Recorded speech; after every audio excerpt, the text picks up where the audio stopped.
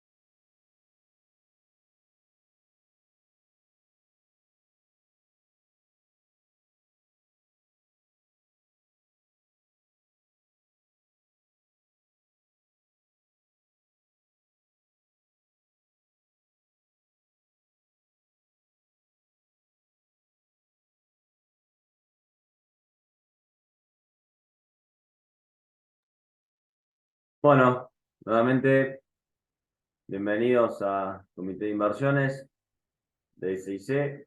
En esta oportunidad incorporamos un nuevo invitado. Hace poquito tiempo hemos comenzado a trabajar con Invest Consultora, liderada por Esteban Domecq, sus socios. Ya haré una pequeña presentación, Esteban, también para aquellos que no lo conocen, si bien desde hace ya un tiempo tiene presencia en diferentes grupos y en medios.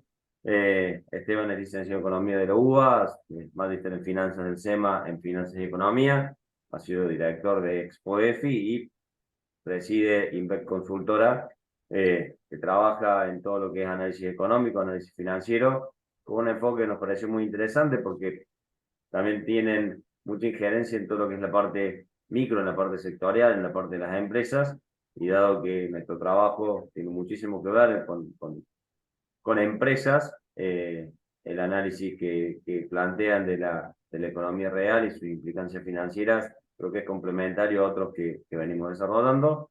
Sin mucho más preámbulos, Esteban, te dejo presentarte y comenzar con la exposición. Como siempre, 45 minutos, una hora que nos va a dar una presentación. Todos aquellos que tengan preguntas las anotan en el chat de Zoom, y sobre el cierre, Saúl Musicante liderará, digamos, un ping-pong que seguramente será también interesante. Te dejo empezar. Bueno, muchas gracias, Aníbal. ¿Me confirmás que se ve y se escucha bien? Ambas cosas, todo perfecto. Bueno, buenísimo. Muchas gracias por la introducción y gracias nuevamente por la invitación. Para mí un placer acompañarlos en estos espacios de actualización económica. Vamos a presentar lo que estamos viendo del escenario económico en este diciembre de 2023, en esto que llamamos un puente a la estabilidad, tratando de mapear los escenarios que se vienen hacia el 2024, en el marco obviamente de un nuevo gobierno. Y para hacer eso, el hilo de conducción de la presentación va a estar armado en 3 grandes bloques. En primer lugar, entender el punto de partida, qué condiciona el escenario económico y cuál es el plan que han presentado, por lo menos en estas casi 3 primeras semanas de gobierno. Tema 2 es por dónde va la nominalidad de la economía, por dónde van los precios, empezando obviamente por el tipo de cambio, siguiendo por la inflación, las tasas de interés, y hablar un poquito de lo que está pasando en los mercados financieros. Y tema 3, por dónde está la economía real, ¿no? Dónde está el nivel de actividad, los sectores, los ingresos y el nivel de empleo, Y voy a hablar en esa parte 3 un poco de largo plazo para entender el momento tan especial que estamos transitando en este final del año 2023 con una mirada un poco más de largo plazo. Entonces, empecemos por el tema número 1. Tenemos el comienzo de una nueva gestión presidencial después de 12 años de estancamiento estructural, un 2023 que se está yendo extremadamente complejo, atravesado por distintos elementos que tienen que ver, por ejemplo, con una sequía histórica, con una macro que había llegado ya muy desequilibrada desde el año 2022, con cambios de ministro de Economía, con elecciones presidenciales que tensionaron fuertemente el escenario. Y este es el punto de partida, que yo de alguna manera quiero poner en perspectiva, separándolo en función de cómo arrancaron otros gobiernos, y voy a tomar nota si me siguen, para entender un poco las luces y sombras del desafío que tenemos por delante en términos de la estabilización y normalización macroeconómica, que es el gran desafío que tiene Javier Milei por delante. Empecemos por los condicionantes externos. Tenemos un mundo extremadamente complejo en el plano de la geopolítica, con guerras varias en el medio, y diría yo, por ahí vienen las mayores complicaciones. Pero después, a pesar de esa complejidad del escenario internacional, hay algunos elementos que nos permiten ser optimistas. En primer lugar, y cortito, haciendo un barrido por lo internacional, esta es la inflación en las principales economías del planeta. Inflación pre-pandemia en la zona de entre 1 y 4%, se va a cero con la pandemia. Y después viene todo el proceso de aceleración inflacionaria post-pandemia, acelerado o agudizado por el efecto Putin en el año 2022, y ahí empezaron a aparecer todas las políticas monetarias contractivas. Hoy ya tenemos casi un año y medio de desinflación muy consolidada. En Estados Unidos la inflación de octubre fue 0%, 0,1% en noviembre.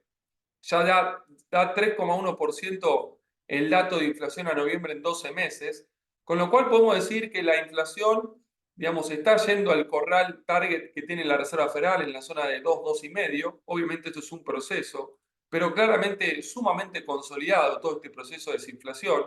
Y esta es una primera buena noticia que hay que poner sobre la mesa. Y el correlato de esta noticia es que todo el ciclo contractivo en el plano monetario y financiero que estamos viendo desde el segundo trimestre del 2022 ya está llegando a su final. Es más, podríamos decir ya ha llegado a su final. Las economías emergentes, Brasil, Chile, Hungría y demás, ya empezaron a bajar las tasas de interés hace un par de meses. La Reserva Federal en las últimas 5 reuniones, en 4 reuniones dejó la tasa de interés estática. 5,25, 5,5 fue la última suba hace 4 meses. Y las perspectivas hacia adelante ya son de diversas o varias bajas hacia el 2024. Este proceso de baja de tasas se va a consolidar en las economías más avanzadas. Con lo cual, Javier Milei va a tener por delante un 2024 más laxo en el plano financiero internacional, y probablemente hacia el 2025 incluso sea un escenario mucho más expansivo y atractivo. Y este es un segundo elemento positivo que tiene que ver con el contexto internacional. Es cierto, un mundo que va a desacelerar, y tal vez algunos ya hablan de una especie de aterrizaje suave. Este año el mundo no aflojó, la actividad, las ventas, el consumo, el empleo están muy firmes, sobre todo en Estados Unidos. El año que viene se va a resentir el plano real, pero por ahí no vienen las principales variables de impacto para la Argentina. Entonces, segundo elemento, tenemos un escenario financiero más laxo por delante. En materia de precios de commodities y términos de intercambio, de buenas noticias. Esta es la soja, fíjense acá están los 650 que ya lleva el año 2012. Durante 5 años, casi 6, tuvimos la soja en el cajón de 300, 350. Y este es el mundo post-pandémico, con una soja que se va a 600 y Putin la lleva a 650. Desde hace un año y medio, todo este apretón financiero monetario nos deja commodities, por lo menos la soja en la zona de 480, 550. Son commodities no récord, pero sí buenos, y sobre todo teniendo en cuenta que lo que más bajó fueron los commodities que importa la Argentina, sobre todo petróleo y principalmente gas. Con lo cual tenemos términos de intercambio más que razonables o positivos para la Argentina, y este es un nuevo elemento o un elemento adicional positivo hacia adelante. Y el cuarto elemento es el clima. Esto que les muestro acá son las distintas campañas agrícolas, 3 principales cultivos: maíz, soja, trigo. Y esto que está en rojo son las sequías, la del 2009, 2012, 2018. Acá se cae el programa de Macri. Y la del 2023, y esta es la que estamos dejando atrás este año, una sequía histórica, 40% de recorte aproximado en la campaña agrícola, contra 20 del 2018, contra 12 del 2012. Lo menciono para que la pongamos en perspectiva cuando vaya a hablar de la actividad, cómo está la economía, para dimensionar el daño que genera esta sequía, si ves lo que pasó en el 2023. Proyecciones para el 2024, 117 millones de toneladas. Un trigo que quedó afectado porque las lluvias llegaron, pero algo tarde. Pero tenemos campañas muy buenas para la soja y sobre todo para el maíz que va a estar en zona de récord. Con lo cual, el clima va a ayudar. Con esos precios de commodity estamos hablando de una campaña agrícola que puede estar en la zona de los 38.000 millones de dólares y tal vez un poco más también. Se recuperan casi 14.000 de la campaña de este año. Este año hemos perdido 23.000 millones de dólares. Veníamos de campañas récord por el salto en los precios internacionales. Piensen que en la campaña valía 30.000 millones de dólares y el salto en los precios post pandemia la llevó a 47. Bueno, eso es la lluvia de dólares que vivimos el año 2021 y 2022. Voy a mostrar, no obstante, después el balance cambiario y cómo el Banco Central no logró acumular reservas en este periodo, pero estamos dejando atrás un 2023 con una sequía histórica, como decíamos, que nos sacó muchos dólares, mucha actividad y mucha recaudación, y el año que viene te va a estar devolviendo, no todo, pero una buena parte, tal vez en el orden de 14.000 millones de dólares. Entonces tenemos por el lado de las condiciones externas, por lo menos, en un mundo extremadamente complejo, hay una brisa a favor que te ayuda en términos de clima, de términos de intercambios, de escenario financiero global, y esto es algo de lo cual el gobierno se va a tratar de agarrar. Segundo elemento, para entender un poco el mapeo de condiciones en el punto de partido, tiene que ver con el plano político, con un gobierno nuevo, de un partido nuevo, 30% de votos en las generales, 56% en el balotaje, pero la diferencia son votos prestados. La legitimidad popular no tiene el 56% de votos, tal vez como dice el gobierno, ni se acerca al 54% que tenía tal vez Cristina en el año 2011. Entonces tenemos un tema de capital político a construir con un Congreso muy debilitado para el oficialismo, solo 37 bancas en diputados y 7 senadores y sin provincias, sin gobernaciones. El escenario político va a ser extremadamente desafiante para el gobierno, va a tener que construirse y hacerse de gobernabilidad para poder avanzar, sobre todo con toda la reforma de fondos. Entonces acá hay un tema de debilidad. En el plano económico tenemos una herencia extremadamente compleja. Probablemente sea cierto que es una de las herencias más difíciles en años y décadas, con estos 12 años de estancamiento, mercados cerrados, desequilibrios en todos los frentes, pero esta herencia compleja en el plano macro, paradójicamente convive con una herencia buena en el plano microsectorial de algunas actividades en particular. Después voy a hablar sobre esto, porque acá hay otro elemento positivo que tiene que ver con lo que está pasando en minería, en economía del conocimiento, en petróleo, en gas, en energías, en turismo. Entonces, hay una microsectorial que está bien. Entonces, acá hay una macro mal, un frente social complejo, que este es el cuarto elemento, pero hay una microsectorial que de alguna manera también te va a ayudar. En el plano social, claramente tenemos un escenario de altísima fragilidad, con mucho deterioro del tejido social. 43% es la pobreza en el punto de partida para una economía que va a empezar a transitar un proceso de corrección y ajuste, con lo cual el tejido social en el arranque se deteriora o empeoran los principales indicadores socioeconómicos. Entonces acá hay un enorme desafío de cómo un gobierno administra una herencia macroeconómica extremadamente compleja y al borde de un episodio disruptivo, con debilidad política, fragilidad social, pero con un mundo que te va a tirar una soga y sectores económicos que van a seguir empujando. Y estos son los elementos de los cuales se va a agarrar el gobierno que acaba de ingresar en la Argentina, el gobierno de Javier Milei. Entonces, este es el mapeo de escenario. Para poner en comparativa el arranque de este nuevo gobierno en la Argentina, y el pilar número uno claramente es administrar esta herencia, y ahí está el desafío de lo que yo llamo la fase taller, que tiene que ver con los primeros meses barra trimestres del arranque del nuevo gobierno, en el intento de resolver esta herencia macroeconómica, hablando de, o mapeando escenarios en términos de estabilización, si sale por la positiva, o espiralización, que tiene que ver con una agudización del cuadro inflacionario si sale por la negativa. En esta fase taller que acaba de comenzar el 10 de diciembre, el gobierno empezó ya a tomar un montón de medidas que vamos a tratar de ordenar de la siguiente manera. El primer eje de medidas económicas están en el plano fiscal y el gobierno con mucha determinación y convicción apunta a resolver el principal problema que está generando el desequilibrio de nuestra economía, que es el déficit fiscal. Esta es el déficit fiscal de los últimos 12 años, este año terminando en la zona de 3 puntos del producto. A nosotros nos da un déficit inercial para el 2024 más cerca de 4 puntos del producto en términos primarios. El gobierno lo dejó en la zona de 3, pero al margen de esa diferencia, si son 3 puntos de primario más 2 de intereses, el déficit fiscal total para el año que viene es de 5 puntos del PBI. La estrategia que está planteando el equipo económico y que es la que está bajando Javier Milei es de cerrar el déficit fiscal en modo shock en un solo año, atento a la imposibilidad de seguir financiando esto porque no tenemos reservas, no tenemos crédito y no tenemos monedas. Y la única alternativa, y yo creo que en esto coincido, al ajuste es un escenario de altísima inflación o de hiperinflación.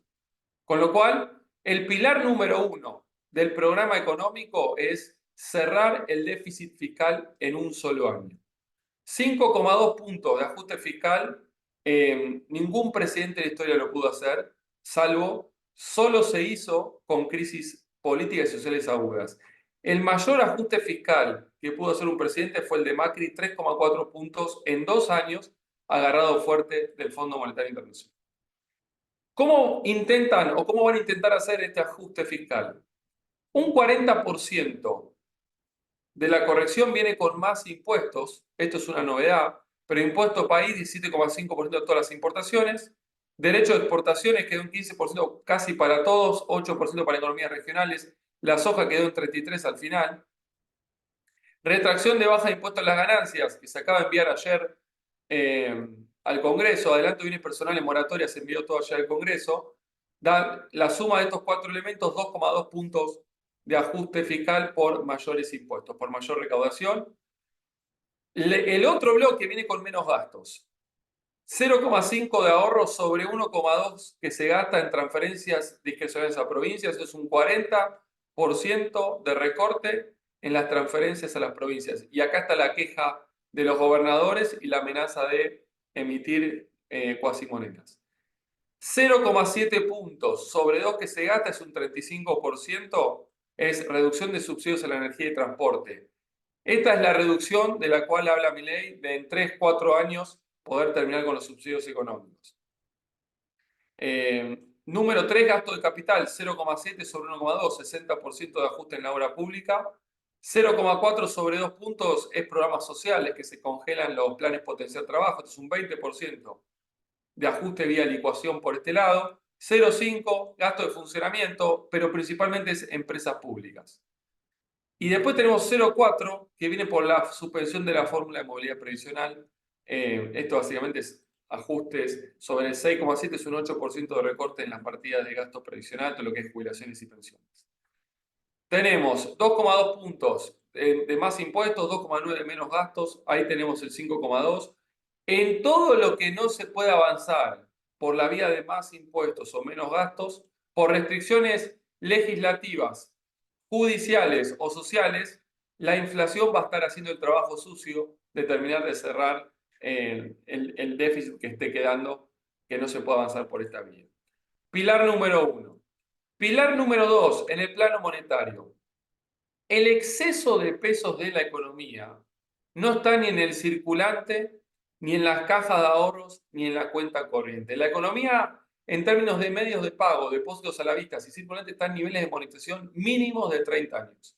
Y esto es porque la demanda de dinero está muy baja y hay mucha inflación.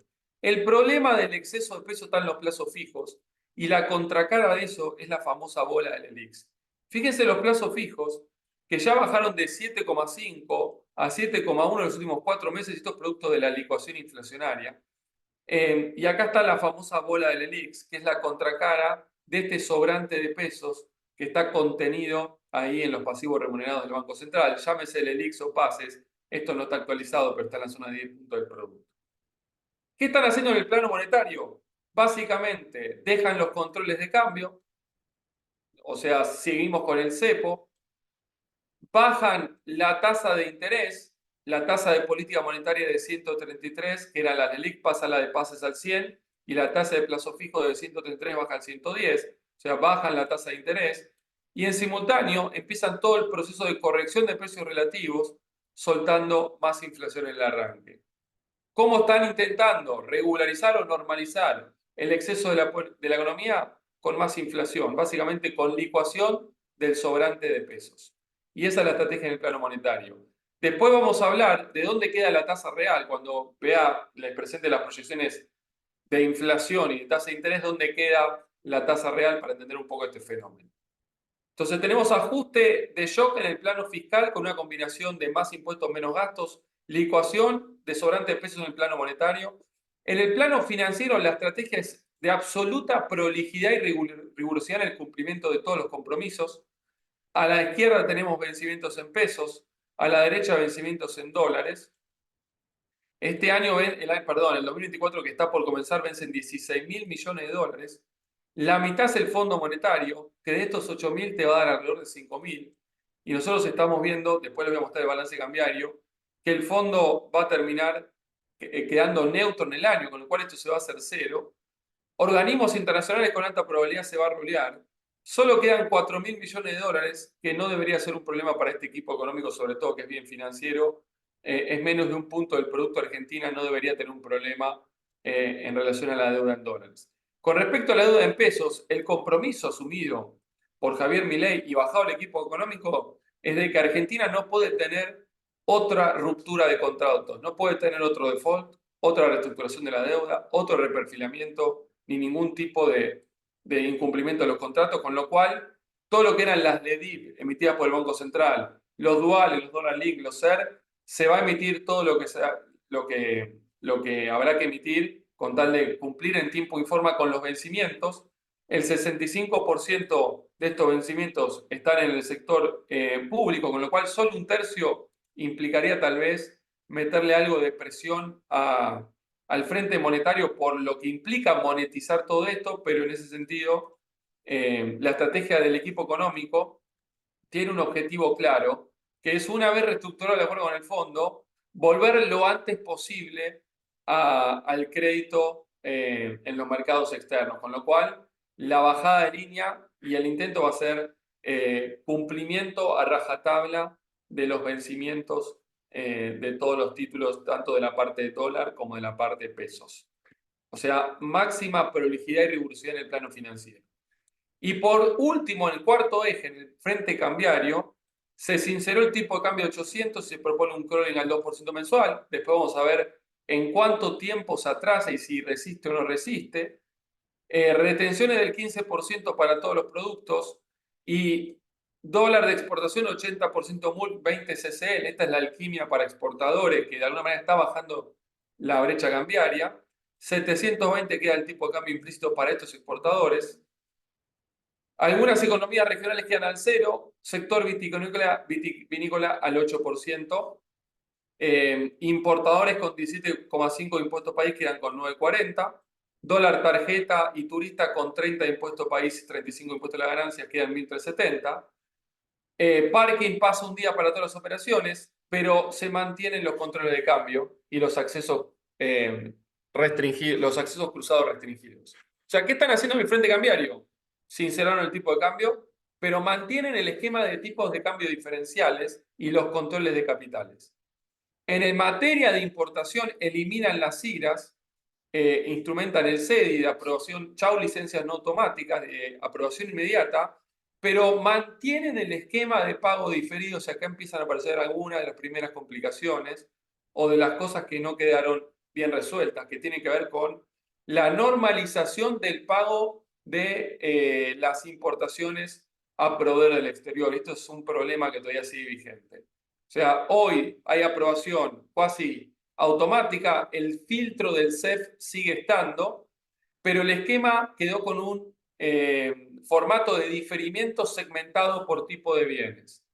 Petróleo, energía, van a pago inmediato, alimentos o cosas relacionadas con alimentos, salud, fertilizantes fitosanitarios van a 30 días, automotriz y otros van a 180 días, y todo el resto a un esquema de diferimiento en 4 meses, 25% por mes. Entonces, esto es un primer problema que tiene que ver con que todavía no se puede regularizar el pago para las importaciones flujo.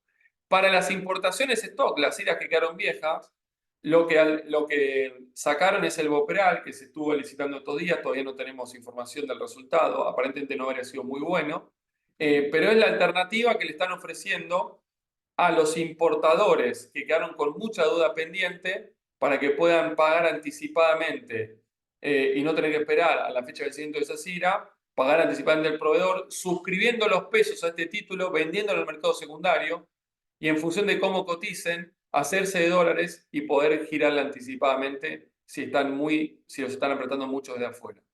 ¿Dónde está la clave? En la paridad a la que coticen. Una paridad en la zona de 75-80%, estamos hablando de un dólar implícito aproximado de 1.300, con lo cual es un dólar muy alto, sobre todo si tenemos en cuenta el dólar contado con liquidación de hoy en la zona de 9.50.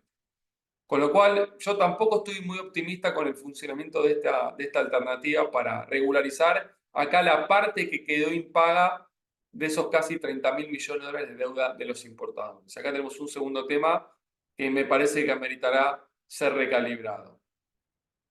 Esto en materia cambiaria. Algunas reflexiones para cerrar este primer punto. Hasta acá tenemos un set de medidas que atentan o intentan resolver la urgencia económica que tiene que ver con una herencia extremadamente compleja en una economía que ya estaba espiralizando. Digamos, hay mucho del programa que está vivo, hay noticias y medidas que salen todos los días con modificaciones, con detalles que van apareciendo sobre la marcha. Esto da cuenta de un programa o de un plan, más que programa que está vivo. El shock fiscal era parte de lo esperado. Lo que no se esperaba es que una gran parte de la corrección fiscal venga con más impuestos, sobre todo al sector externo, y esto es un problema que puede poner en duda la factibilidad o la perdurabilidad del ajuste fiscal, si es que es cierto que efectivamente después quieren bajar sobre todo el impuesto país, por ejemplo, las importaciones. El programa está siendo muy inflacionario el arranque, tal vez más de lo que uno esperaba, que iba a acelerar la inflación, creo que ya era descartado por todos, pero ahora voy a mostrar la magnitud y por qué tal vez la falta de un ancla nominal explícita es un problema en el arranque, y sobre todo teniendo en cuenta que hay mucha descoordinación de todo el proceso de sinceramiento de precios relativos, con lo cual en el arranque, ya en el final del gobierno anterior, el escenario era de altísima inflación y en el arranque está siendo más inflacionario. Si no detienen esa nominalidad, acelerando el impacto en la actividad puede ser más importante. Después voy a hablar de esto, qué puede pasar en estos próximos meses en términos de actividad. Probablemente, pensando en positivo, lo que estemos es en la antesala de un programa de estabilización a implementar en marzo-abril, y esto tiene que ver con licuar el exobrante de pesos, empezar el proceso de ajuste fiscal, sincerar precios relativos y empezar con la normalización del esquema cambiario. El riesgo es de que si la nominalidad no frena, no desacelera, en febrero o marzo vamos a tener que estar devaluando nuevamente y en definitiva la economía está transitando un proceso de espiralización que no se puede detener. Ese es el riesgo. Y todo esto está siendo acompañado por el DNU y la ley ómnibus que se presentó ayer, que tiene una batería de una infinidad de medidas en distintos planos, no solo económicos, también en otros, jurídicos, electoral, penal, etcétera, pero que de alguna manera intentan acompañar todo el plan de estabilización con una reforma económica para marcar un poco el rumbo y el lineamiento de hacia dónde debe ir la economía argentina. Y esto es un poco lo que está tratando de implementar en simultáneo. Acá hay dos elementos que conviven. Una cosa es la estabilización económica, otra cosa es la reforma o reconfiguración del sistema económico, que claramente este segundo elemento, y esto tiene que ver con el DNU y la ley Omnibus, no hacen al corto plazo, sí en términos de setear una expectativa, pero son medidas muy relevantes pensando en los próximos 5 años, de hacia dónde va la Argentina y cómo va a ir, pero la fase 1 tiene que ver, y estamos hablando de los primeros, por lo menos 2 trimestres del gobierno, con el intento de estabilización, y todas las medidas que Barnier apuntan exclusivamente al intento de estabilizar la economía argentina. Este es el punto de partida: condicionantes, herencias, cosas a favor, cosas en contra y las medidas que han implementado. Entonces, vamos a separar ahora a la economía en dos. Por un lado, el frente nominal y qué probabilidad de éxito tiene el intento de estabilización, cómo va a seguir esta carrera dólar, inflación, tasa de interés, cuál es la visión de los mercados. Y este es el complejo puente que tenemos que cruzar en búsqueda de tener una economía más estabilizada. Y en la parte 3 voy a ir más al plano real, por dónde va la actividad, que está bastante divorciado del plano nominal. Primer elemento, el balance cambiario. Dijimos, este año venimos de una sequía histórica. Eso se vio efectivamente, exportaciones de bienes cayeron fuertemente. Esto es base caja, entonces impacta el devengado y algunos movimientos adicionales, pero pasamos de un saldo comercial base caja de 21.000 millones de dólares en el año 2022 a 11.000, de servicios de menos de 1.000 a 10.000, y esto es en parte el daño que generó la sequía, esos casi 20.000 millones de dólares que perdimos.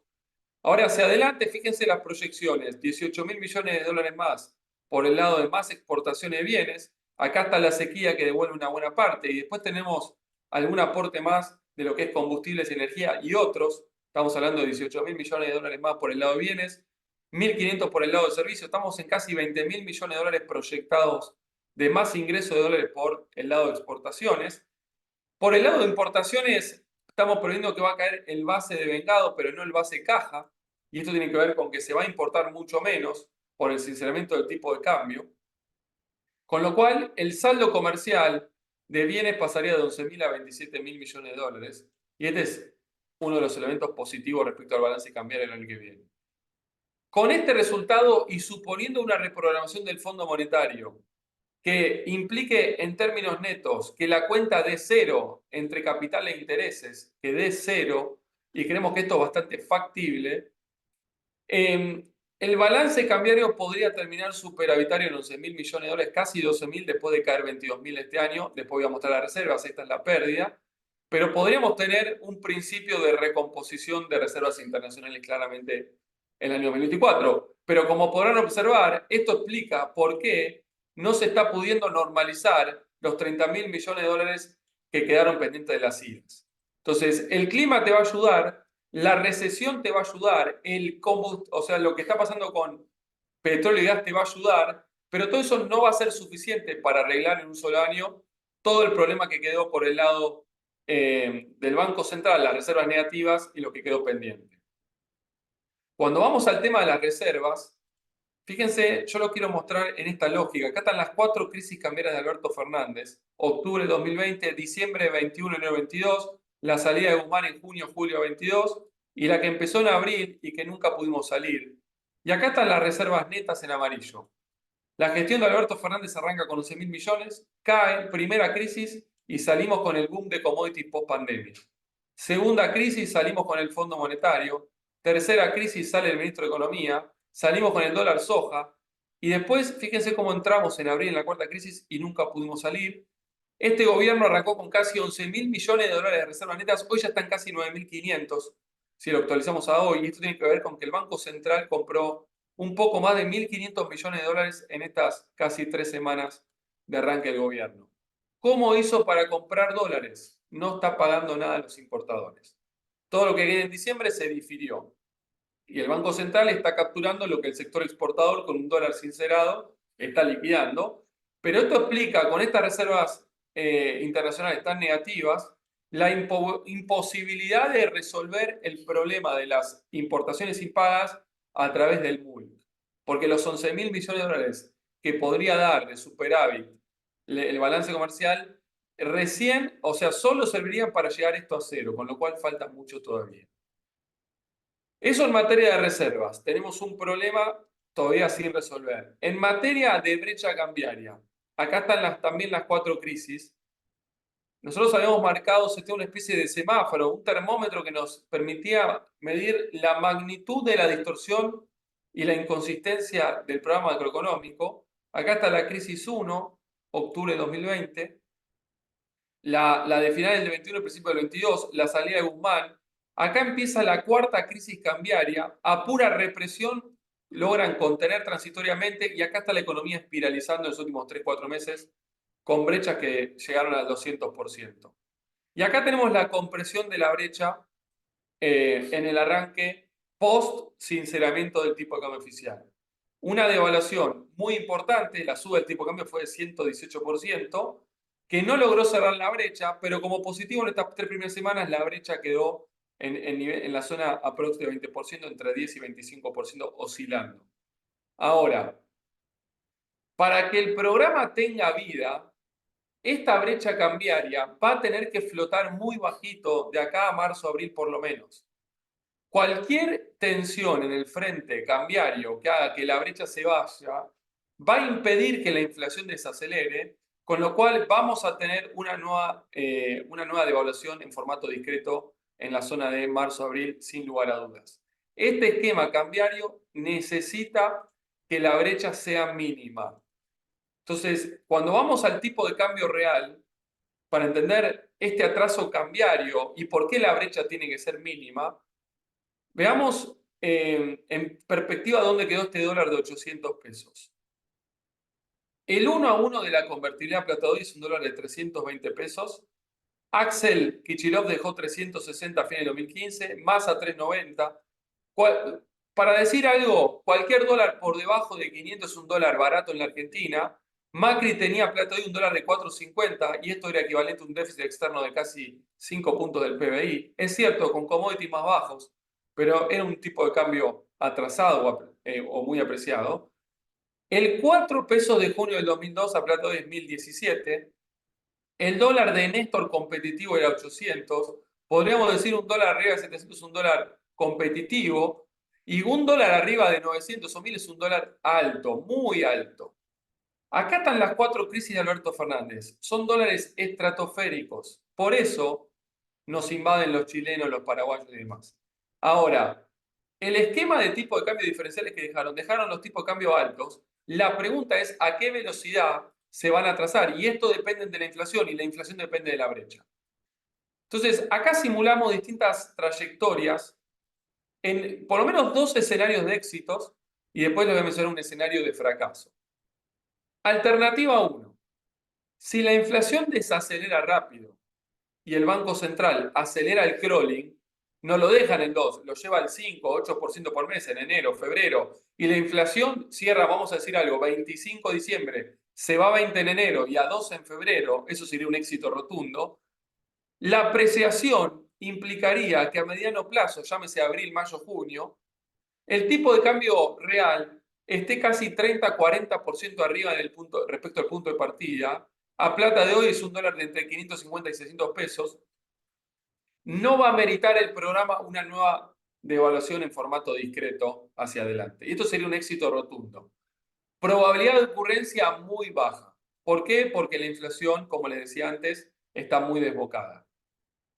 Entonces, la alternativa es que, bueno, no aceleren el crawling, intenten anclarlo más, pero la inflación navegue más alto. ¿Y qué va a pasar con el tipo de cambio real? Vamos a llegar a marzo con un tipo de cambio real igual de atrasado que como estábamos previo salto del 12 de diciembre, del 118%. Entonces, ¿qué van a tener que hacer acá? Una nueva devaluación discreta.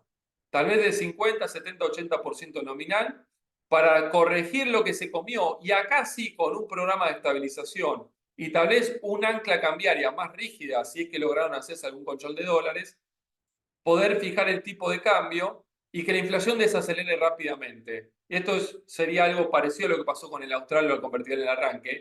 No creemos hoy que estén dadas las condiciones para algo de ese calibre, pero algo parecido podría permitir eso. Y esto sería lo que llamamos un éxito a medias, que requiere un retoque del tipo de cambio adicional en los meses de marzo-abril. Un nuevo salto evaluatorio.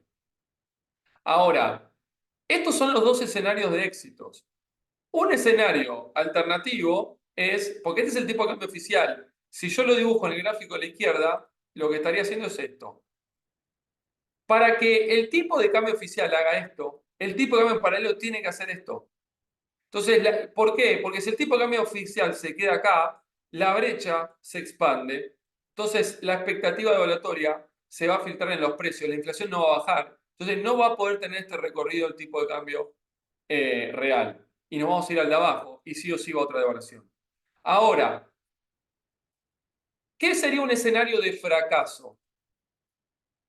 Que el tipo de cambio paralelo, en vez de hacer esto y el oficial haga esto, como está pasando acá, y el paralelo haga esto. Y acá la brecha automáticamente se va a ir a 80, 100%. Estamos hablando de un dólar paralelo en febrero, marzo, va a estar en la zona de 2.000 pesos aproximadamente. Entre 1.600 y 2.000 pesos tranquilamente podría estar. Y claro, si esto sucede, los saltos correctivos hacia adelante tienen que ser mucho más grandes. Y esto va a soltar cada vez más inflación. Y esto es la economía espiralizando. Y este sería el escenario negativo. Cuando vemos y conectamos con el tema de la inflación, esta es la dinámica de inflación. Esto ya es historia bastante vieja, pero acá sirve para entender un poco la aceleración inflacionaria completamente desbocada del ancla cambiaria. Acá está la devaluación de Kicillof, la de Macri en el arranque, la del 2019. Miren cómo se fue la inflación sin devaluación. El 22% de masa. Y en los últimos 4 meses tuvimos ya 3 datos de inflación arriba de 12%, sin corrección de tipo de cambio ni precios relativos. Y esto es lo que se empieza a sincerar. La inflación que vamos a ver en diciembre, enero y febrero es todo el proceso de inflación correctiva cuando empezamos a sacar toda esa represión que teníamos en muchos precios de la economía. Claro, esa inflación correctiva puede hacerse de buena manera o de mala manera, puede tener coordinación o no, puede tener ancla o no, y eso marca la diferencia entre si vas al 20, al 25 o al 30. Ahí está el partido. Cuando vemos los precios relativos, fíjense que en la gestión de Alberto Fernández 9,31% fue la inflación acumulada, con algunos precios al 1.200, 1.300 y otros al 500. Dólar oficial 500, y este era el atraso cambiario. Cuando vemos el espectro de precios relativos, eje vertical es gestión de Alberto Fernández, eje horizontal es de fin del 2018, desde nuestro punto de vista, el momento en el que más alineados estaban los precios relativos, con inflación promedio de 9,30, que está al medio, tenemos precios que subieron entre 1.100 y 1.500. Prenda de vestir, materiales textiles, verduras, materiales de la construcción, autos, autopartes, hotelería, gastronomía, todo esto es lo que está adelantado. ¿Qué es lo que estaba atrasado? Luz, gas, transporte público, prepagas, comunicaciones, internet y dólar oficial. Esto subió entre 300 y 600%. Esta es la calecita de precios relativos completamente distorsionadas. Y yo lo que les quiero mostrar es esto. Fíjense el dólar oficial en noviembre cómo estaba. Acá estaba de atrasado. Miren diciembre después de la corrección. ¿Dónde lo pusieron? Al medio de los adelantados. Lo positivo, miren los paralelos. En noviembre estaba acá, en diciembre no se movió. Esto es muy positivo en el arranque. Ahora, ¿qué está pasando con los combustibles? También, si vemos la película en diciembre, lo vamos a ver ahí. ¿Qué sigue en el primer trimestre? Las tarifas. Las prepagas empezaron al 40-50%, los colegios, etc. ¿Dónde está la clave para que esto no espiralice? Que todo lo que estaba adelantado, empezando por el dólar paralelo, no siga aumentando. Ahí está la clave. Si eso sucede, estamos en un principio de estabilización. Si eso no sucede y el paralelo se va acá y después siguen los textiles, siguen los autos, etcétera, vamos a tener que volver a girar la calicita, es que la economía está espiralizando. Con datos de alta frecuencia, fíjense la inflación en alimentos, así cerró el dato oficial en los últimos 4 meses, post salto de evaluatorio del 22%. Ya en la salida del gobierno anterior estaba corriendo arriba del 20%, la inflación acumulada 4 semanas. Acá está el proceso o el comienzo del cesamiento del tipo de cambio. 16 la semana 1, 6,4 la semana 2, nos da 37,7 en 4 semanas, casi en la zona de 40. Entonces estamos viendo un fuerte, este es el impacto inflacionario más alto de lo que uno esperaba, que les comentaba al principio. Y en materia de inflación general, los datos de inflación del 12 y pico en los últimos 3 de los 4 meses, la economía ya estaba en la zona de casi 15% al final de la gestión anterior, 9,4 dio la primera semana, 7,3 la segunda, estamos en la zona casi de 30 diciembre. Entonces, acá está el partido. La inflación tiene que rápidamente hacer esto y el crawling deberían acelerarlo un poco para que el atraso no sea tan grande. y la brecha pueda sostenerse en ese rango bajo. Si la inflación desacelera poco y la brecha se tensiona, porque los pesos empiezan a buscar refugio en el contado con liquidación, bueno, vamos a tener que recalibrar, se va a tener que recalibrar esto en febrero o marzo, claramente. En simultáneo, y acá está la estrategia de licuación, bajan la tasa de interés de política monetaria al 100%, plazos fijos al 110%, y empezamos a hablar un poco también de estrategias financieras. Fíjense en toda la gestión de Alberto Fernández, un esquema de cepo, salvo en menos, en 8 o 9 ocasiones, donde la inflación dio baja por elementos específicos, en el 80% del tiempo el retorno de los plazos fijos fue negativo en términos reales. Esto da una caída acumulada en los 4 años de casi del 30%. Es la pérdida del poder adquisitivo si alguien mantuvo sus ahorros en los plazos fijos.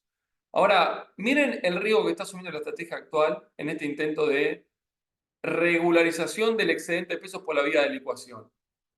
Claramente van a caer fuertemente, va a caer fuertemente el retorno real de los plazos fijos, y este es el riesgo de que muchos de estos pesos sigan saliendo y alimenten la brecha, y ahí la brecha, en vez de, en términos reales, ir comprimiendo, se empieza a ir.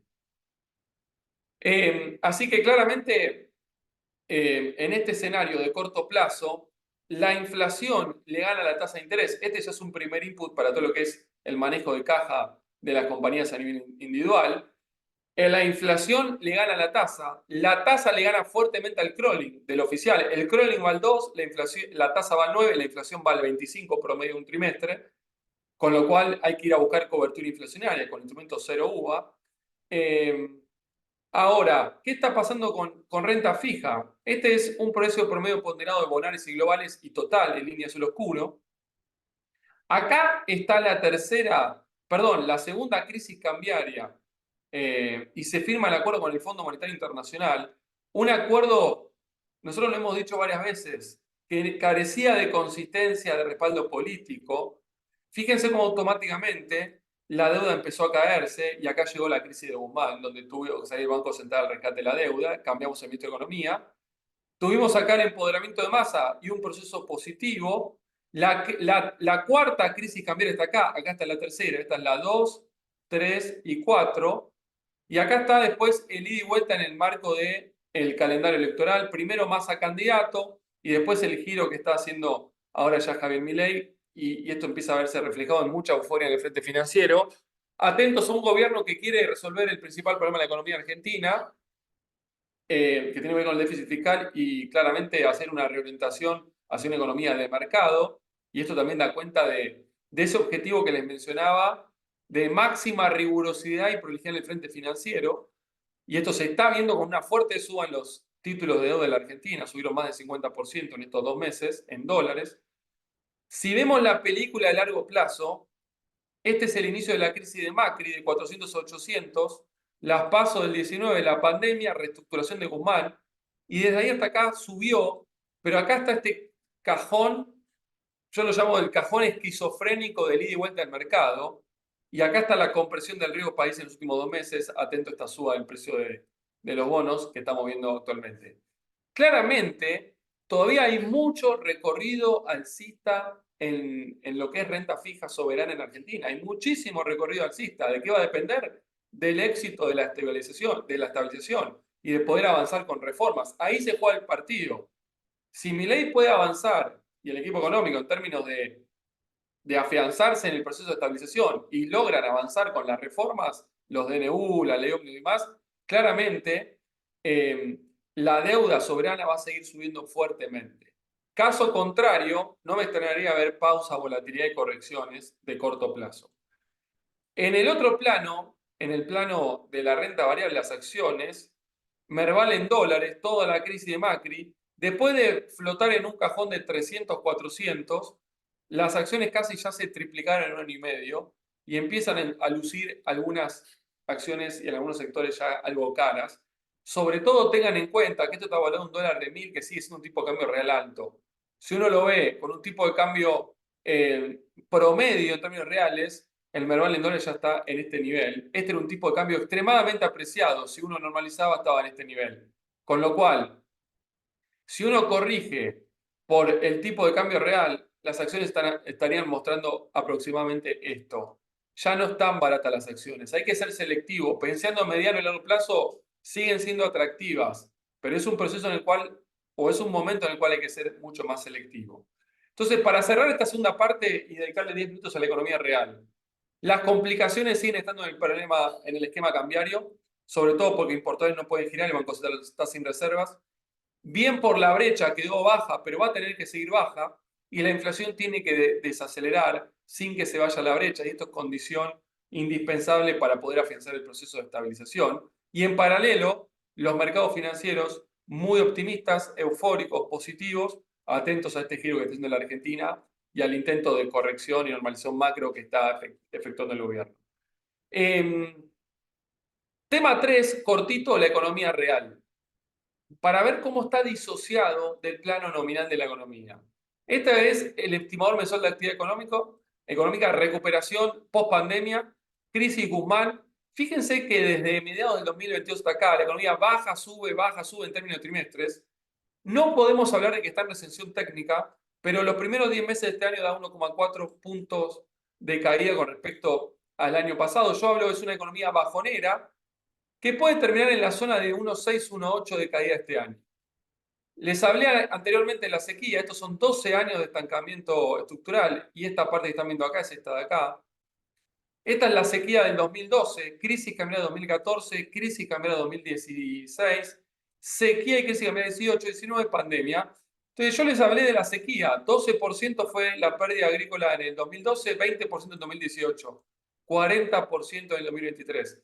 Miren la entrada a la recesión en el segundo trimestre, donde se da la cosecha gruesa. Y miren este año, la sequía fue del doble en magnitud, pero la economía entró a la recesión con mucha resistencia, con mucha amortiguación.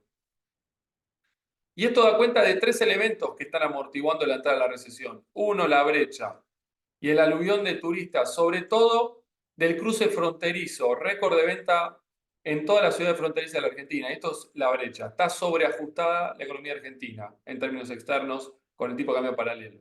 2, la inflación. Todo proceso de aceleración inflacionaria, no de alta inflación, de aceleración de la alta inflación, viene acompañado de aceleración del consumo en búsqueda o como instinto de búsqueda de cobertura o de protección inflacionaria. Y esto se ve en los indicadores de comercio, de shopping y de supermercados en las previas de las elecciones y en los meses de alta inestabilidad política y económica. Y 3, el plan platita del gobierno, que finalmente llegó y también permitió amortiguar esto que estoy mostrando acá, que es esto de acá. Entonces, bueno, ahí está la economía amortiguando.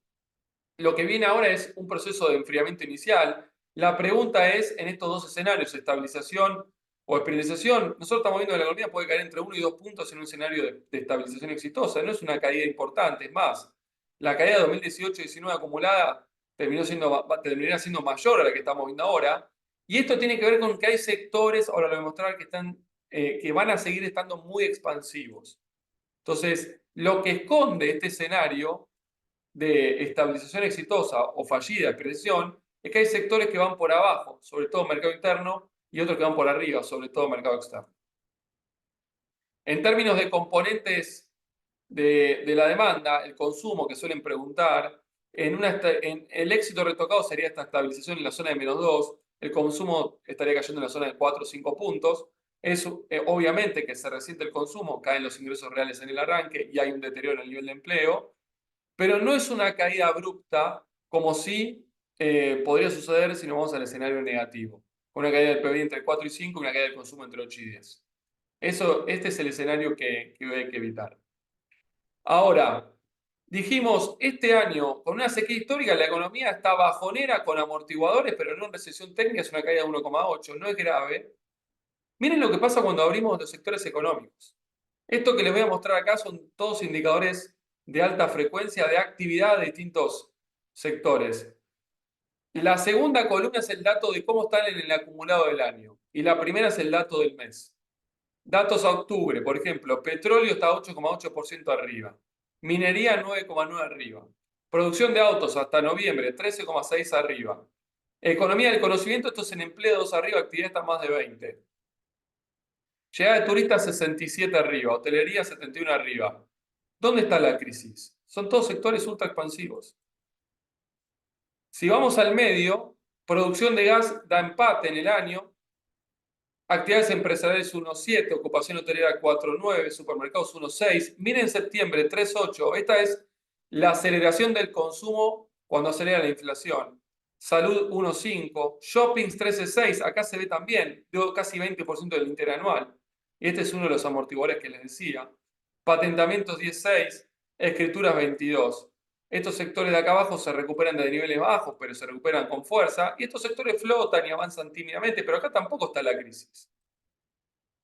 Y después tenemos los sectores afectados o rezagados. Industria 0,8 cae en el año. Con producción de autos más 13, petróleo más 8 es porque textiles, maquinaria, construcción está por debajo. Transporte, comunicación y logística menos 1,2. Venta minorista de cambio menos 2,4. Ya en noviembre se cayó 3. Construcción menos 7. Hotelería residencial menos 4. Crédito menos 16. Pesca menos 7. Agro menos 21. Oleaginosa menos 49. Esta es la sequía. Y acá están los sectores que están sintiendo la falta de dólares, por ejemplo, la construcción, y están sintiendo la alta inflación, por ejemplo, la venta minorista de CAME, por ejemplo, hotelería residencial. Y acá están los limitantes y los que explican por qué esta es una economía bajonera, pero insisto, con sectores afectados, pero que están siendo más que compensados por los sectores expansivos.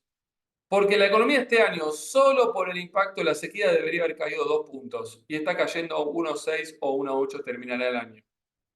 Ahora, ¿qué va a pasar con petróleo el año que viene? Va a seguir subiendo. Minería también. Autos habrá que ver, probablemente algo sí. Solo claramente necesitan resolver el problema de dólares. Economía del conocimiento avanza. El turismo, sobre todo el receptivo internacional, avanza. Hotelería no residencial va a avanzar y el agro va a crecer casi 40% el año que viene. Entonces, cuando decimos que el PBI puede dar menos 2 el año que viene, esconde que todos los sectores volcados al sector externo, petróleo, minería, autos, turismo, etcétera, agro, van a estar expansivos y en parte compensando a los que van a sentir el incremento de la economía que están estrictamente volcados al mercado interno. Esta es la particularidad de la economía real. Y esto tiene que ver con que el mercado interno va a sentir fuertemente el proceso de corrección de precios relativos que empezamos a transitar. Este es el salario promedio en este cuadro de 12 años de estancamiento estructural. Acá está la devaluación de Kicillof, la de Macri en el arranque, la del 2018-19. Estos los 20 puntos que cayeron, que cayó el poder adquisitivo de los trabajadores registrados estables. Esto que ven acá, este flechazo es agosto-septiembre. Nosotros estamos viendo una caída en el arranque fuerte. Después esto va a ser así. Y después eventualmente va a intentar un proceso de normalización. En el año claramente va a terminar habiendo una caída de los ingresos reales promedio. Estos recuadros que ven acá es el promedio del año. Cuando veamos el año que viene probablemente veamos una caída acumulada del 5%, pero con un primer trimestre muy negativo, con reapertura de paritarias y recomposición de los ingresos. Ahí encontraría piso y una recomposición parcial, no total. Y esto explica por qué el mercado interno va a estar afectado el año que viene en todo el proceso de estabilización. Entonces, yo creo que estoy en tiempo. Voy a terminar con una última lámina, que es hablarles un poco del largo plazo y el desafío que tenemos por delante. Para entender sobre todo el tipo de dinámica que estamos atravesando.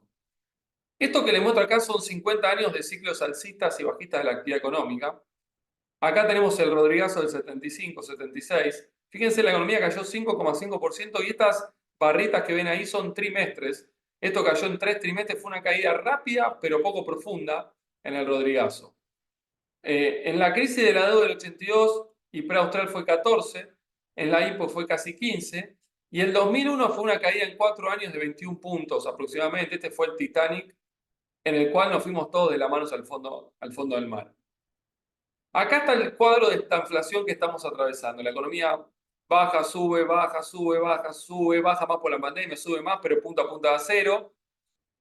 La economía bajonera que se va a enfriar en el arranque y va a intentar encontrar punto de inflexión en el segundo o tercer trimestre. Insisto, con sectores que van a estar expansivos. Y si ustedes observan esto, crecimiento económico solo hubo acá en los 90 y solo hubo acá en el arranque de los 2000. Con pausa en la subprime, el coletazo final de las tasas chinas acá, del post-tequila también acá, pero en el resto, todo esto que ven acá es recuperación cíclica post-caídas. Entonces, Argentina, entiendo yo, desde mi punto de vista por lo menos, no está transitando una crisis real, una crisis de actividad, de producción y de empleo. Hoy el desempleo es 5,7%. El desempleo en el Rodrigazo pasó de 3 a 5,5 nada más. Yo estoy viendo que el desempleo va a ir a la zona de entre 8 y 10, dependiendo si es exitoso o no la estabilización. Pero en el 2001 el desempleo fue 22%.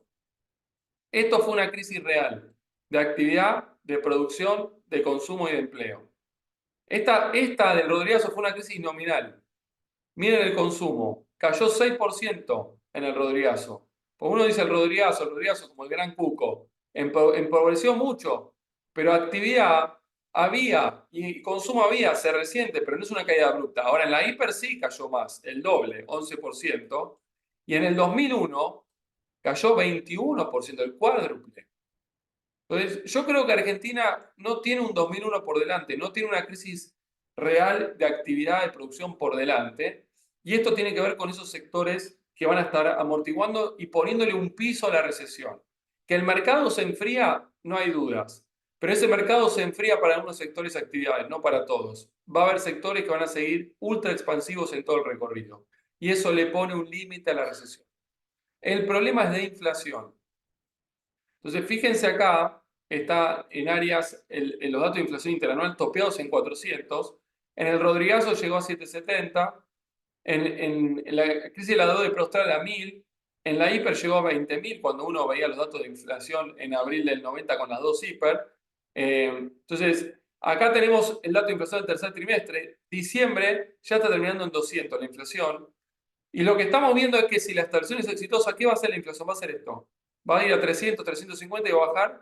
Y a fin de año la inflación puede terminar en la zona de 150 a 200% tranquilamente. Insisto, si la estabilización es exitosa, el interanual de marzo-abril va a ser 300, 350.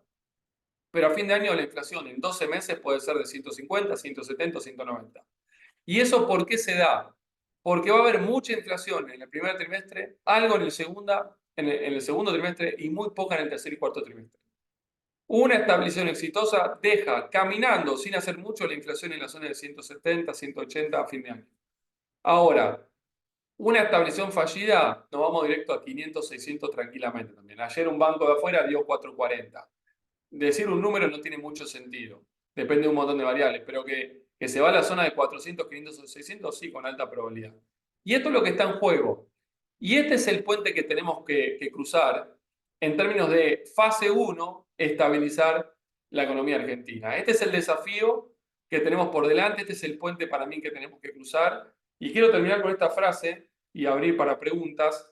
Dice, he descubierto que la única manera de tomar un tren a tiempo es perder el tren anterior.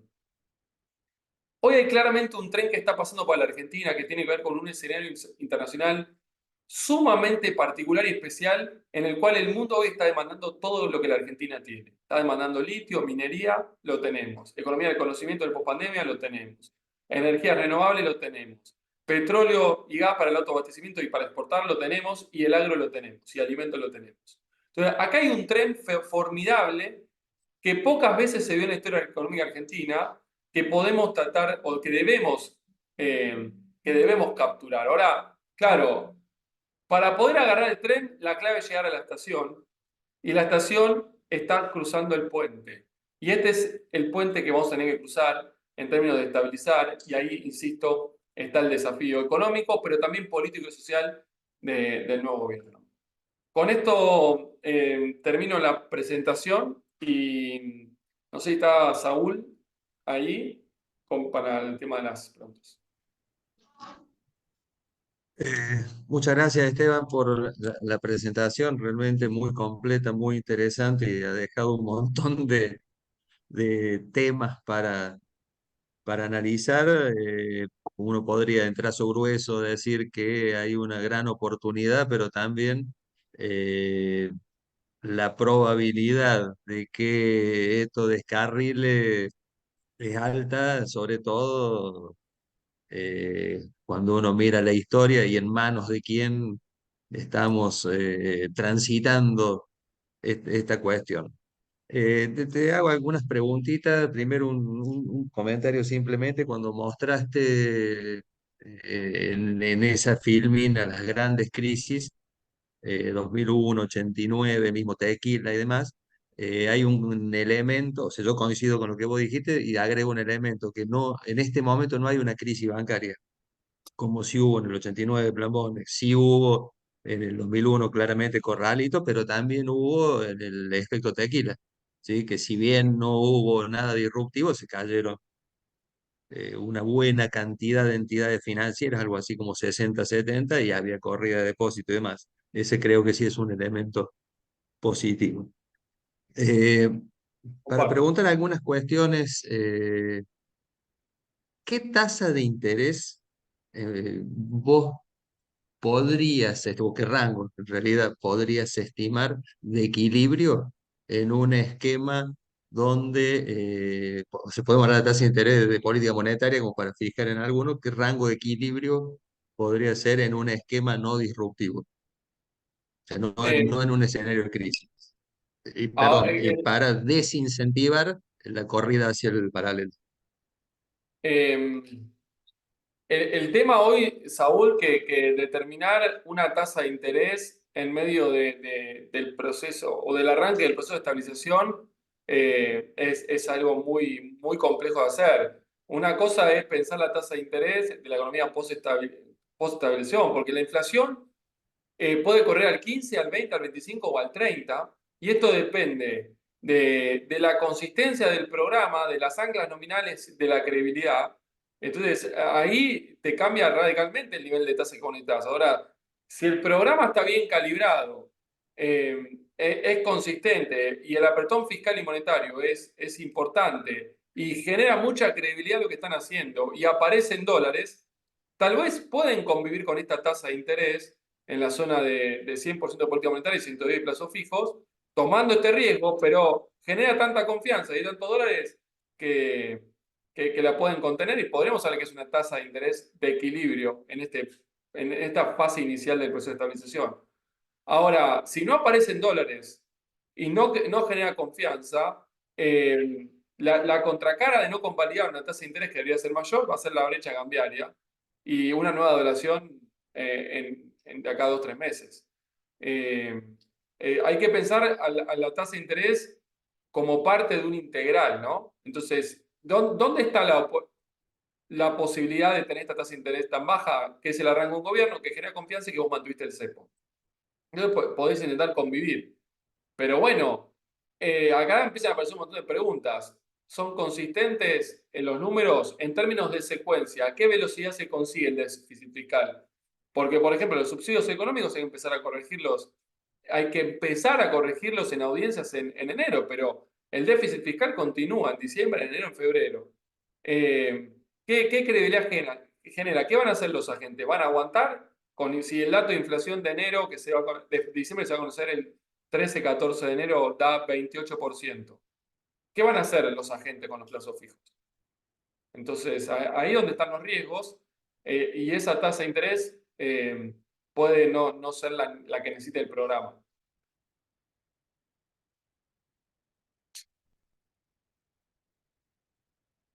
Estás muteado. Ahí Sí, está. realmente sí, es un escenario difícil en cuanto a la estimación y me imagino que irían calibrando en función, o sea, siendo data dependiente, en función de la evolución de las variables, irían corrigiendo esto y me imagino que también este crawling peg del 2% mensual que está propuesto también está en duda, ¿no es cierto?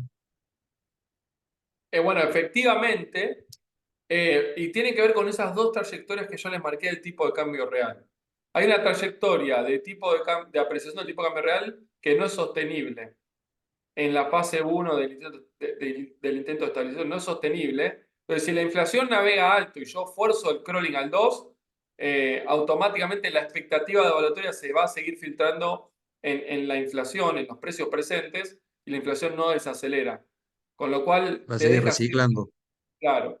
Entonces, hay una alternativa es, se afloja un poco la espuma inflacionaria, soltar un poco más de crawling para intentar setear una expectativa de que va a ser de mediano plazo, si bien se atrasa el tipo de cambio, pero a mediano plazo es un tipo de cambio razonable. Por eso forzaron el overshoot, por eso forzaron el salto discreto y fueron a un nivel más arriba de lo que todos imaginábamos. Ahora, si yo veo un nivel más arriba y el programa no tiene consistencia y anclas, y el proceso de corrección de precios relativos es completamente desordenado, yo digo, por momentos parece que estamos adentro de una estampida inflacionaria, ese overshoot que le pegaron al tipo de cambio simplemente habrá soltado inflación, habrá dañado más el nivel de actividad, pero no habrá resuelto prácticamente nada. En ese sentido, el mercado parece tener dos visiones, ¿no? Cuando ves un bono dólar link, T24, de evaluación más 25, más 30, en ese orden, y un TX 24, inflación menos 70, claramente el mercado se juega a que la inflación va a ser mayor que un potencial ajuste del tipo de cambio. Bueno, que en el arranque tal vez le dan un voto de confianza en el marco, si querés, de una especie de luna de miel a que va a tener éxito. Y hay que ver si ese voto de confianza se mantiene en todo el recorrido de acá a marzo. Habrá que verlo. Pero efectivamente, el mercado ahí está un poco tal vez disociado. Siempre pensemos, el mercado hay un mercado de corto y un mercado de largo plazo, ¿no? Hay un mercado de largo plazo que le está poniendo precio a la Argentina en el futuro y para una economía normalizada o ajustada, por las buenas o por las malas, ahí Argentina claramente es atractiva. Ahora, de corto plazo, en el arranque vos tenés una tasa que corre al 9 con un crawling al 2, entonces tenés un atractivo de hacer tasa dólares, siempre y cuando la brecha no se te vaya. El problema es que cuando se va la brecha se va de un saque, ¿no? Porque empiezan a salir todos rápidamente. Sí, sí, uno cree que va a ser en un mes, en 2 meses, pero cuando se fue, se fue. El salto discreto, Claro. ahí es donde se empieza a complicar y hoy, con todo con liqui, la verdad que está eh, presionado, pero a la baja, ¿no? Sí, es que yo creo que estamos en una especie de éxito inicial y yo no veo que la brecha se vaya de acá 2, 3 semanas. Tal vez en la segunda quincena de enero empieza a tener un poco más de presión el esquema. Atento a que los importadores todavía van a estar muy desesperados con el tema de los pesos en la mano sin posibilidad de pagar importaciones, el dato de inflación, etcétera. La actividad resintiéndose más, la rueda no gira, entonces los pesos empiezan a llevar más. El problema va a ser más en febrero o marzo. El test, el verdadero test va a estar ahí. Algunas promesas de campaña van a tener que esperar, dolarización, por ejemplo, levantamiento del cepo y las restricciones, venta de las acciones del Fondo de Garantía de Sustentabilidad. Bueno, sí, claramente hay muchas promesas.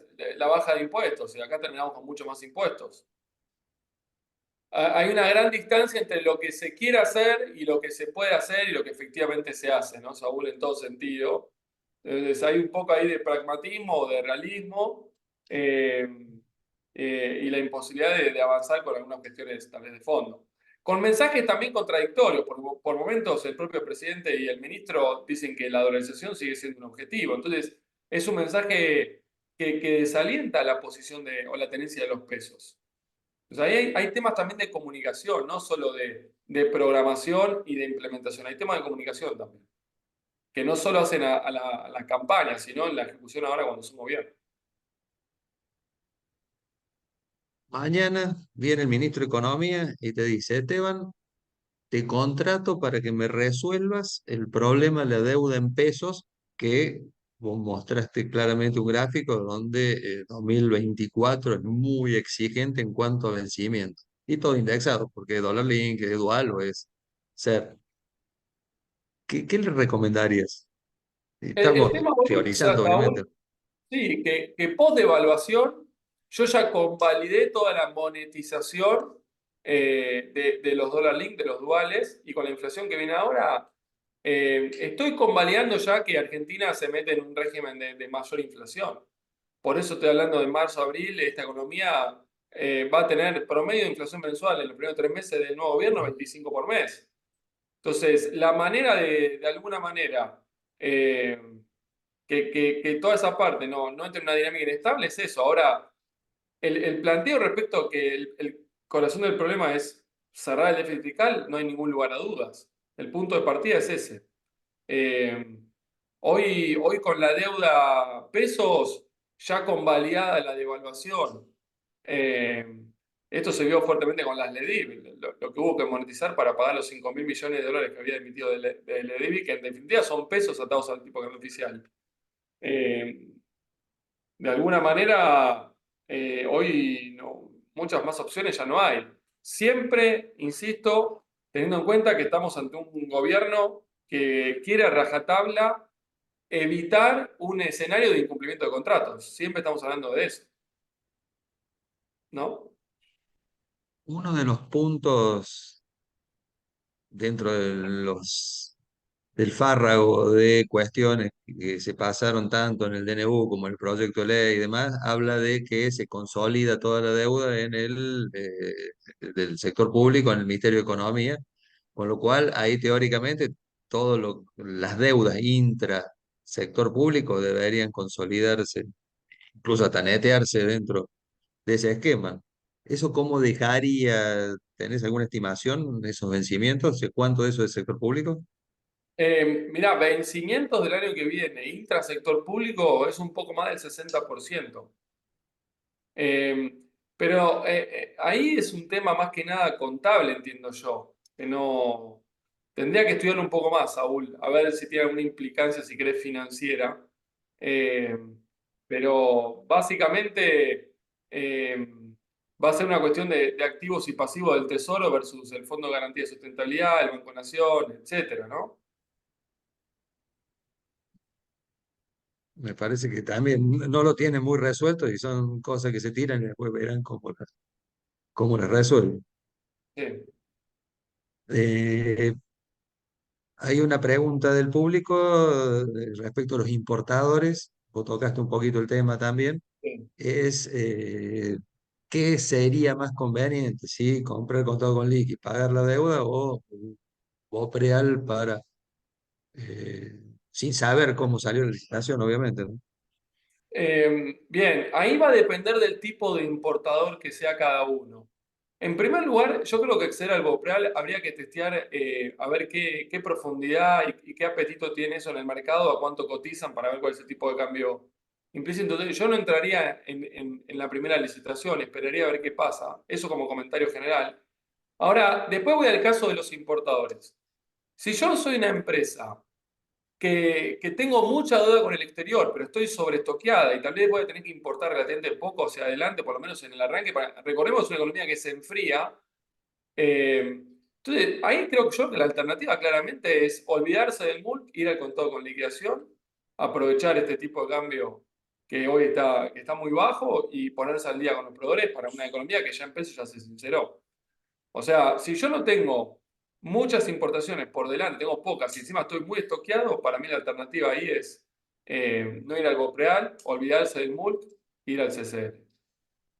Distinto podría llegar a ser el caso siempre también pensemos, Saúl, que hay compañías que en función de qué es lo que importan, pueden ir a hacer 0 días o 30 días, pero otras van a 180, otras van a un esquema de diferimiento. Estoy hablando para las que van a 180, un esquema de diferimiento en 4 meses.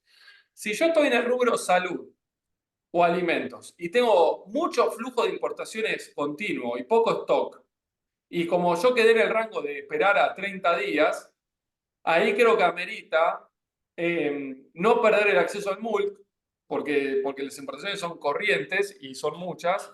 Y lo que me gustaría o faltaría definir es si tiene sentido por lo viejo entrar al Bopreal o esperar a la fecha de vencimiento de las IRAs. Hoy atractivo para ir al Bopreal no estoy encontrando, salvo tal vez para multi que puedan tener un atractivo por el lado fiscal, de ahorrarse algo en materia de pago de impuestos. Para el resto, hoy yo todavía no lo estoy viendo. Sí, respecto del Bopre, algunos de estos famosos comentaristas de Twitter que normalmente opinan con amplio grado de libertad, hablan de una cotización estimada en el mercado secundario de un 85, 86, 84%, que podría ser Bueno, razonable, de nuevo. pero Saúl, habrá que verlo, porque si yo hago una pregunta. ¿Qué les hace pensar al gobierno y a algunos analistas que si la deuda soberana de Argentina está con paridades de 40 y TIRS de 30 a 50, la deuda del Banco Central va a tener paridades de 80, de 75 a 85 con TIR de 10? Si yo creo en Argentina y confío en que esto va a salir bien, ¿por qué voy a comprar un Bopreal con una TIR de 5, 10 o 15 y no me compro un Bonar, un Global con TIR de 30 o 40? Entonces, ahí hay una contradicción respecto. No, y muchos dicen, no, Esteban, porque el riesgo Banco Central es menor que el riesgo Tesoro Nacional. Yo no lo veo. Encima de legislación Sí, local. deuda senior sería. Entonces, yo creo que hay un exceso de optimismo con respecto a una medida que financieramente es sofisticada, pero desde el punto de vista práctico, yo pienso en la economía real y hablo con importadores todos los días y me dicen, Esteban, ¿qué es el Bopreal? Yo no, lo único que quiero son dólares para pagarle a mi proveedor. Habilitame el contado con liquidación, lo que fuese, dejame un blanqueo y yo voy y pago. El Bopreal es solo un mecanismo para entrar y salir y sigue apareciendo la pregunta del millón. ¿Quién va a comprar los Bopreales? ¿Va a haber una empresa en Argentina que tiene dólares en un contexto de escasez de dólares y va a decir, sí, tomá mis dólares, yo me quedo con un título del Banco Central? ¿O van a ser jugadores de afuera que tal vez eh, tienen mucha tenencia o posición de títulos argentinos y les sirve que esto salga bien para... Entonces, en definitiva, bueno, es como haber conseguido crédito externo en el arranque. Yo hoy no le estoy encontrando atractivo, por lo menos yo no lo estoy viendo, no lo sé, tal vez lo tiene. Entonces ahí la incógnita que queda es si amerita acceder al contado con liquidación o no. Y yo creo que la distinción hay que hacerla en función de si yo tengo poco para importar hacia adelante y mucho stock, y encima mi esquema de pagos es sumamente diferido, yo voy al contado con liquidación. Si yo estoy en un sector que puedo importar y pagar a 30 días, caso salud, alimentos o fertilizantes, tengo poca CIRA pendiente y necesito toquearme mucho, no pierdas el acceso al MUL, esperar fecha de la CIRA, no vayas a algo preal, pero no pierdas el acceso al MUL. Yo creo que la decisión viene por ese lado. Perfecto, vamos atento al tiempo con la última pregunta, Esteban. Traslado también una del público. China viene siendo quizás el patito feo en toda esta recuperación económica a nivel mundial. Uno lo ve en el mercado accionario, por ejemplo. Tiene problemas indudablemente en el sector inmobiliario y demás. La pregunta del público es si ves que puede haber una reversión hacia el crecimiento en la economía china que pueda llevar más arriba el precio de los commodities y obviamente los otros. Eh, no lo pongo como escenario base el año que viene. La suba de tasas de interés internacional, que yo dije las buenas noticias es que empezaron a bajar. La baja de tasas es un proceso de mediano plazo, con la cual implica que gran parte del mundo va a seguir conviviendo con tasas de interés todavía elevadas, una economía que empieza a desacelerarse. Y yo no estoy encontrando en China fundamentos para un proceso de aceleración en términos de crecimiento. Además, China viene en un proceso de desaceleración desde hace ya casi 15, 20 años. Sigue creciendo a tasas elevadas, un 4,8, un 5% de China para el año que viene es una tasa elevada para el estándar global, pero es lenta para el estándar chino. Pero empieza a perder un poco los fundamentals que habían mostrado en los 90 y al principio de esta década de una economía que podía crecer al 10% por expansión de la capacidad productiva, dada la incorporación de muchísima gente, de millones y millones de personas al mercado laboral, inversión, etcétera. En este mundo que se enfría, yo creo que China no va a poder acelerar y probablemente los commodities, vamos a decir, la soja flote más en la zona de 480 de que de 550. Yo no estoy viendo un escenario de commodities el año que viene alcistas. Para eso va a haber que esperar, creo. Saúl, me tomo el Perfecto. atrevimiento de hacer una pregunta de Yapa, ¿sí? Y vuelvo atrás, Esteban, a la pregunta anterior, y si bien es más de carácter normativo, vos estás en contacto con muchas empresas, lo hablamos antes de empezar la charla. Hoy en teoría tenés libertad para importar, no tenés que pedir permiso para importar, ¿sí? Las CIRES son informativas, ¿sí? Pero no tenés libertad para pagar. En ese escenario, y con esto que vos mencionabas de los GoPreal, que su atractivo principal podría ser, che, hago contado con liqui sin salir del MULC, pero no sé muy bien a qué precio, y probablemente, por lo que se ve hasta hoy, el precio sea bastante más caro que el contado con liqui que puedo hacer hoy. Hay empresas que nos están preguntando y por ahí vos tenés alguna opinión formal, decir, bueno, te importo por una, la empresa que tengo con acceso al multi, la uso, e importo por otra que todo lo que tengo que Sí, traer por contado con líquido, lo traigo por otra. No tengo más el tema del CEF y todas estas cosas. ¿Se está planteando eso? ¿Ya estás viendo movimiento en ese sí, sentido? sí, eso se está viendo, Aníbal. Las empresas que pueden jugar jurídicamente con distintas razones sociales, ahí tienen una ventana de oportunidad de mantener el acceso al MUL por un lado y por otro lado ir también aprovechando para dolarizar a este dólar contado con liquidación. Este dólar contado con liquidación 9.50 es sumamente atractivo, demasiado atractivo. Eh, Así que sí, eso se está viendo. Sí. Coincidimos y especialmente, vos lo mencionaste, cuando sea un poco la demanda estacional de dinero a mediados de enero y empiece a haber, bueno, la parte conflictiva del programa, que yo creo que eso es lo que tenemos que entender, que hasta ahora hay probablemente muy buenos anuncios, muy buenas intenciones, hay hasta consistencia, quizás, vos lo mencionabas, en las ideas base que se están haciendo, bueno, pero después hay que poder implementarlo, ¿no? Hay que pasar el famoso medio decreto, esta ley ómnibus que bueno, estamos viendo un intento pocas veces visto para un gobierno sin control legislativo de pasar unas reformas extremadamente significativas. Y esto no quiere decir que no estemos de acuerdo con lo que se presenta, sino que hay que ser crítico o objetivo de que tenemos una situación no fácil, digamos, en cuanto al tema político y la implementación. Hay muchos sectores afectados, muchos actores, digamos, a los cuales se les están tocando su medio de vida, por así decirlo, ¿no? No sé si se van a quedar de brazos cruzados. Sí, comparto. Yo creo que los próximos 90 días no solo tenemos un test económico, es principalmente político y social.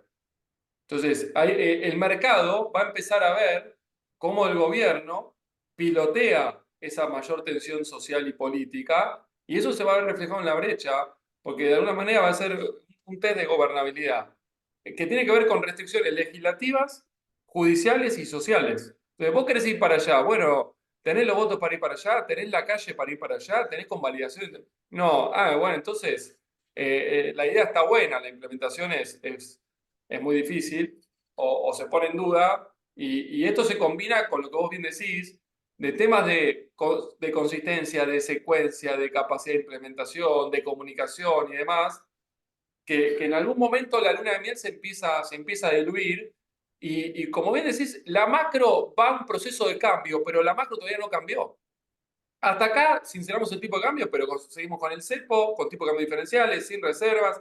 Y sobre todo me preocupa la economía real, que son los importadores, están casi, digo yo, en el front del problema macro, porque los pesos se les acumulan a ellos. Pues la rueda gira y se traban los importadores.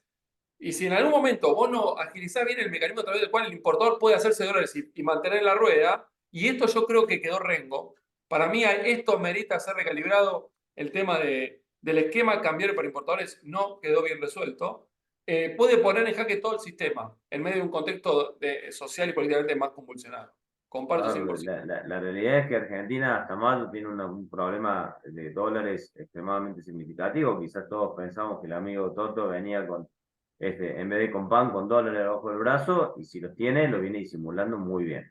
Sí. Por lo cual, bueno, ahí yo creo que está el interrogante. Y no hacerlo mucho más larga, creo que todos queremos que a cualquier gobierno de Argentina le vaya bien, y mucho más todavía cuando por ahí comulgamos un poco con las ideas que manifiestan. Después hay que ver si gobernar por decreto de necesidad de urgencia al final del día termina siendo más o menos parecido a lo que ya teníamos, pero bueno, ojalá que esto sea el inicio de un cambio cultural y de la forma que tiene Argentina de organizarse política y económicamente, pero bueno, no podemos dejar de ser críticos ¿sí? De la situación. O sea, todas las personas que están hoy escuchándonos y en definitiva todos nuestros clientes nos piden no ser un libro de autoayuda, digo, habitualmente, sino tratar de interpretar la realidad y ver cuáles son los desafíos y hacia dónde pueden ir las cosas, más allá que no tenemos el día de mañana, ¿no? Y te agradezco, creo que fuiste, como mencionó Saúl, extremadamente claro. Vimos algunas cuestiones muy interesantes de la parte económica. No sé, Saúl, si a vos te queda algo más, si no es algo. No, no, nada más. Muy completo. De vuelta, muchísimas gracias, Esteban. Milei no podrá decir que no hemos trabajado casi hasta el último día del año. Bueno, mañana vamos a trabajar igual, pero lo pusimos de manifiesto. Seguiremos. Así que estamos tratando de generar actividad económica para que siga la rueda girando. Les agradecemos a todos los participantes y bueno, les dejamos un saludo por el fin de año. Ojalá que 2024 nos encuentre trabajando juntos y que al final del día todos estos desafíos que mencionamos puedan ser superados y seguramente te tendremos mes a mes dándonos una idea y haciendo el seguimiento de cómo viene el cosa. Bueno, con gusto, Aníbal. Un placer para mí. Espero que haya servido la presentación. Después se la voy a compartir y bueno, aprovecho para saludar a todos.